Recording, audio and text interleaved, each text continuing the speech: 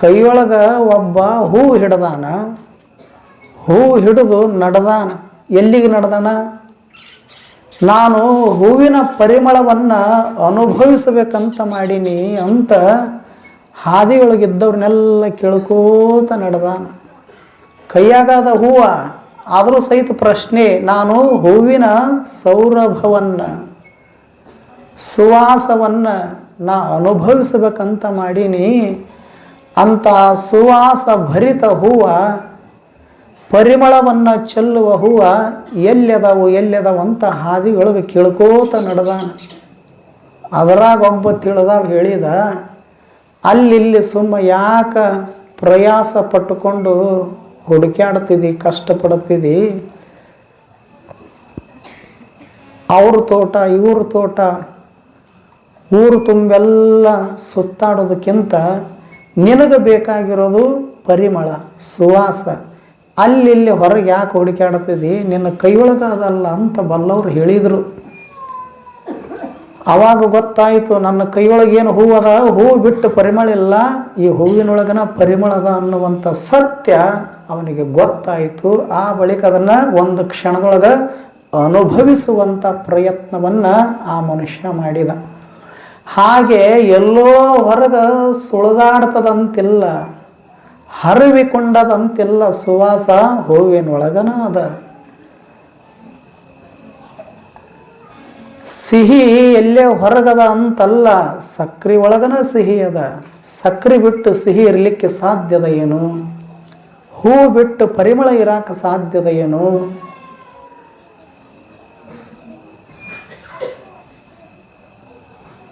ಮಡಕಿ ಬಿಟ್ಟು ಮಣ್ಣು ಇರಾಕ ಸಾಧ್ಯದ ಏನು? ಮಡಕಿಯೊಳಗನ ಮಣ್ಣದ, ಮಣ್ಣಿನಿಂದಾನ ಮಡಿಕೆ ತಯಾರಾಗ್ಯದ. ಮಣ್ಣು ಬಿಟ್ಟು ಮಡಿಕೆ ಇರಾಕ ಸಾಧ್ಯದ ಏನು? ಮಡಿಕೆ ತಯಾರಾಗಿದ್ದ ಮಣ್ಣಿನೊಳಗ. ಆದ್ರೆ ಮೇಲ್ನೋಟಕ್ಕೆ ಕಾಣೋದಿಲ್ಲ. ಮಣ್ಣ ಬೇರೆ ಮಡಿಕೆ ಬೇರೆ ಅಂತ ಭಿನ್ನ ದೃಷ್ಟಿಯಿಂದ ನೋಡಬಹುದು.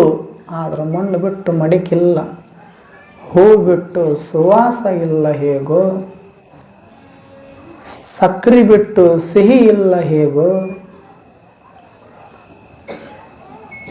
ಮಣ್ಣು ಬಿಟ್ಟು ಮಡಿಕೆ ಇಲ್ಲ ಹೇಗೋ, ಹಾಗೆ ನಿನ್ನ ಬಿಟ್ಟು ಶಾಂತಿ ಹೊರಗೆಲ್ಲಿ ಇಲ್ಲ, ನಿನ್ನೊಳಗೆ ಅದ ಶಾಂತಿ ಅನ್ನುವಂಥದ್ದು. ಆದರೂ ಒಂದಿಷ್ಟು ಅನುಭವಿಸಬೇಕಾಗ್ತದ ಮನುಷ್ಯನೇ. ಅನುಭವಿಸುವ ಒಂದು ಪರಿ ಅದ ಅಲ್ಲ, ರೀತಿ ಅದ ಅಲ್ಲ, ಅದನ್ನು ನೀನು ಏನು ಮಾಡಿದಿ? ಮರೆತು ಕೂತಿದಿ. ಆದ್ದರಿಂದ ನಿನ್ನ ಬದುಕು ಅಶಾಂತಿಯಿಂದ ಕೂಡ್ಯದ, ಅಸಂತೃಪ್ತಿಯಿಂದ ಕೂಡ್ಯದ. ಈ ಕ್ಷಣದೊಳಗನ ಶಾಂತಿಯ ಸುವಾಸವನ್ನು ಅನುಭವಿಸಲಿಕ್ಕೆ ಸಾಧ್ಯದ.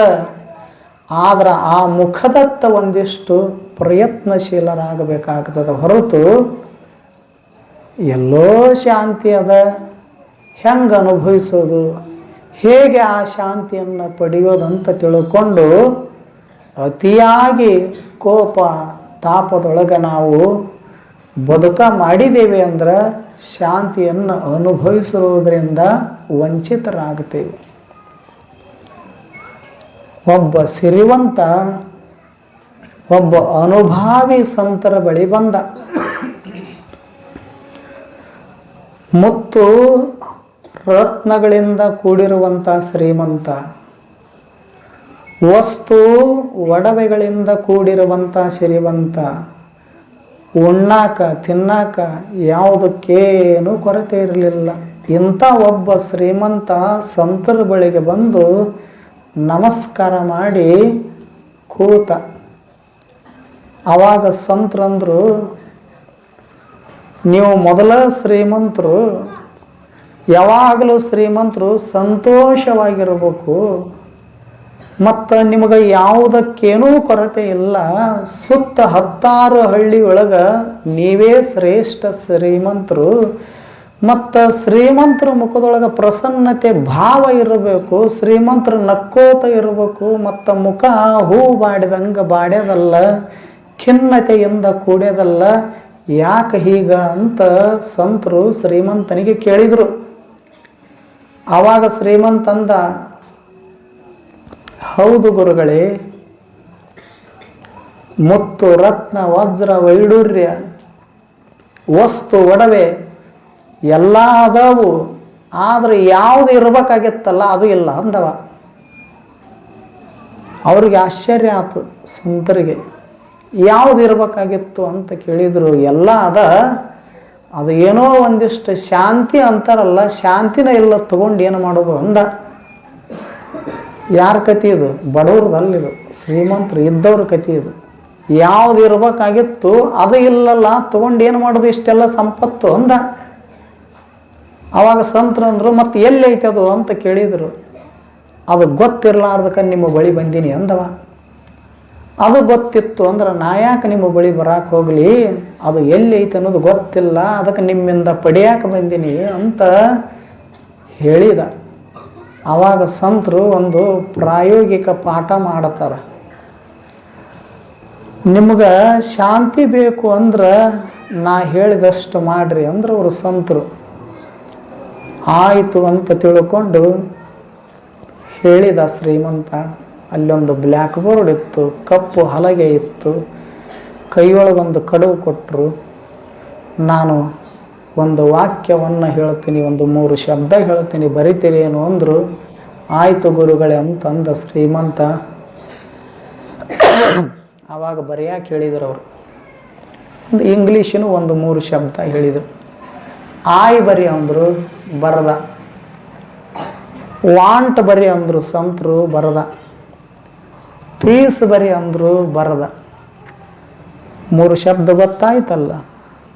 ಆಯ್ ಅಂತ ಬರದ, ವಾಂಟ್ ಅಂತ ಬರದ, ಪೀಸ್ ಅಂತ ಬರದ. ಪೀಸ್ ಅಂದ್ರೆ ಮತ್ತು ನಿಮ್ಗೆ ಬ್ಲೌಸ್ ಪೀಸ್ ಅಲ್ಲ, ನೀವು ಹಂಗೆ ತಿಳ್ಕೊಂಡು ಕೂತೀರಿ. ಮತ್ತು 3 ಶಬ್ದ, ಐ ವಾಂಟ್ ಪೀಸ್. ಇದರ ಅರ್ಥ ನಿಮಗೆ ಗೊತ್ತದ ಏನು ಶ್ರೀಮಂತರೇ ಅಂತ ಕೇಳಿದ್ರು ಅವರು ಸಂತರು. ನನಗೆ ಕನ್ನಡ ಅಷ್ಟ ಬರ್ತದ್ರಿ, ಇಂಗ್ಲೀಷ್ ಬರೋದಿಲ್ಲ ಅಂದ. ಆವಾಗ ತಿಳಿಸಿ ಹೇಳಿದ್ರು ಅವರು. ಅನ್ನೋದು ಏನೈತಲ್ಲ, ಇದು ಇಂಗ್ಲೀಷ್ನೊಳಗೆ, ಇದು ಕನ್ನಡದೊಳಗೆ ನಾನು ಅಂತ ಆಗತ್ತದ. ನಾನು ಅಂದ್ರೇನು? ಅಹಂ ಭಾವ. ಅದು ಕರ್ತೃತ್ವ ಭಾವ. ನಾನು ನೋಡಿದೆ, ನಾನು ಮಾಡಿದೆ.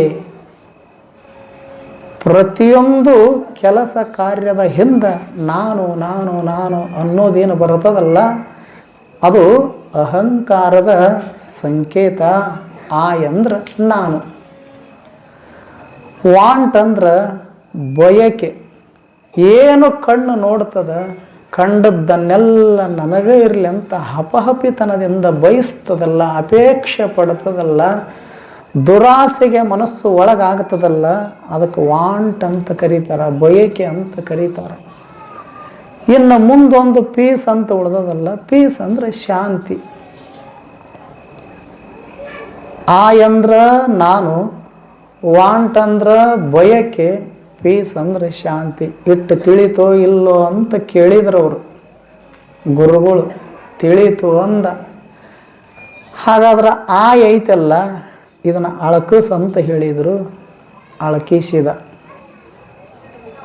ಹೋದ ಬಳಿಕ ಏನು ಉಳಿತು ಅಂತ ಕೇಳಿದ್ರು ಅವರು ಗುರುಗಳು. ವಾಂಟ್ ಮತ್ತು ಪೀಸ್ 2 ಉಳಿದಾವು ಅಂತ ಹೇಳಿದ ಶ್ರೀಮಂತ. ಹಾಗಾದ್ರೆ ವಾಂಟ್ ಐತಲ್ಲ, ಅದನ್ನು ಅಳಕಸ್ ಅಂತ ಹೇಳಿದರು. ಅದು ಹೋಯಿತು. ಆಯಿನೂ ಹೋಯಿತು, ವಾಂಟೂ ಹೋಯಿತು. ಕೊನೆಗೇನು ಉಳಿತು? ಏನು ಉಳಿತು? ಯಾವ ಬ್ಲೌಸ್ ಪೀಸಾ?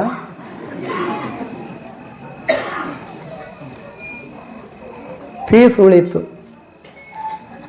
ಹೋಯಿತು, ವಾಂಟ್ ಹೋಯಿತು, ಪೀಸ್ ಉಳಿತು. ಹೇಳಿದರು ಶ್ರೀಮಂತರು. 2 ಹೋಗ್ಯಾವ, 1 ಉಳ್ದದ ಅಂತ ಹೇಳಿದರು. ಅಂದ್ರೆ ನಾನನ್ನೋದು ಹೋಯಿತು, ವಾಂಟ್ ಅಂದ್ರೆ ಎಲ್ಲ ನನ್ನದನ್ನುವಂಥ ಬಯಕೆನೂ ಹೋಯಿತು. ಕೊನೆಗೇನು ಉಳಿತು?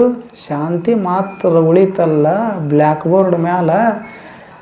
ಹಾಗೆ ಆ ಶಾಂತಿ ಅನ್ನೋದು ಬ್ಲ್ಯಾಕ್ ಬೋರ್ಡ್ ಮ್ಯಾಲ ಇತ್ತದು. ಅದೇನು ಹೊರಗೆಲ್ಲಿ ಇಲ್ಲ, ಅದರಲ್ಲಿನ ಇತ್ತು. ಆದರೆ ಎದರೊಳಗೆ ಸಿಕ್ಕಾಕ್ಕೊಂಡಿತ್ತದು?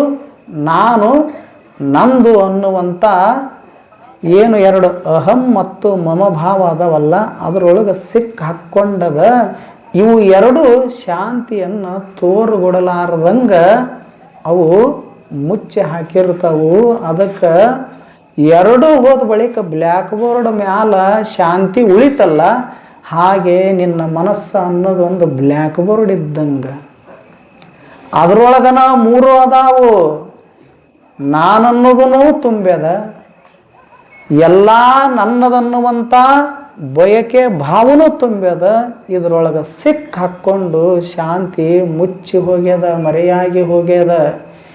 ಎಲ್ಲಿವರೆಗೂ ನಾನು ಅನ್ನುವಂಥ ಅಹಂಭಾವ ಇರ್ತದೋ, ಎಲ್ಲ ನಂದ ಆಗಬೇಕನ್ನುವಂತಹ ದುರಾಶೆಯ ಭಾವ ತುಂಬಿರುತ್ತದೋ ಅಲ್ಲಿವರೆಗೂ ಶಾಂತಿಯ ಸುವಾಸವನ್ನು ಅನುಭವಿಸಲಿಕ್ಕೆ ಸಾಧ್ಯವಿಲ್ಲ.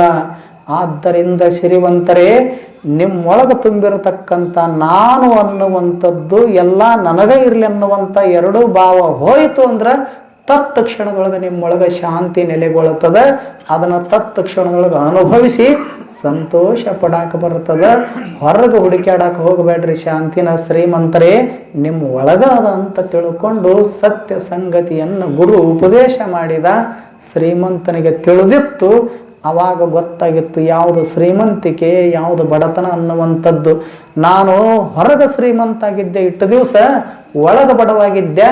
ಇನ್ನು ಮುಂದೆ ಹೊರಗೆ ಶ್ರೀಮಂತ ಆಗೋದಿಲ್ಲ, ಹೊರಗೆ ಹೇಗೆ ಶ್ರೀಮಂತಿದ್ದೆ ಇನ್ನು ಮುಂದೆ ಒಳಗೂ ಸಹಿತ ನಾ ಶ್ರೀಮಂತನಾಗಿ ಬದುಕ್ತೀನಿ ಅನ್ನುವಂಥ ಮಾತನ್ನು ಶ್ರೀಮಂತ ಹೇಳಿದ್ದ. ಹಾಗೆ ಶಾಂತಿ ಅನ್ನೋದು ಹೊರಗೆ ಹುಡುಕಾಡಿದ್ರೆ ಸಿಗೋದಲ್ಲ, ನಮ್ಮೊಳಗೆ ಯಾವಾಗಲೂ ಇರ್ತದದು.